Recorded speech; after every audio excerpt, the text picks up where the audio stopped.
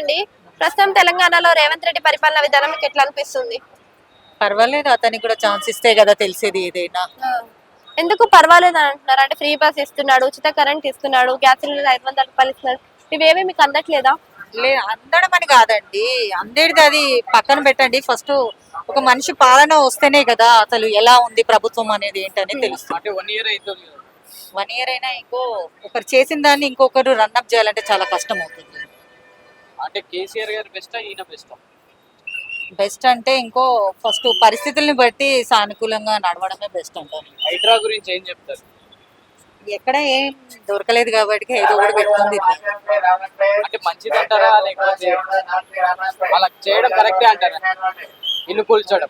ఇల్లు కూల్చడం అంటే టెక్నికల్ గా చూస్తే కొంచెం మంచి వేళ ఆలోచిస్తే కొంచెం మంచి చేయడం తప్పు అనుకోవచ్చు. సో ఫ్రీ బస్ గురించి మీ అభిప్రాయం? అవసరం లేకుండా పెట్టాడు ఫ్రీ బస్. అవసరం లేకుండా పెట్టారు. మినిమం ఎవరి దగ్గరైనా ఉంటుంది కదండి మనీ, లేదు అని ఏం లేదు కదా.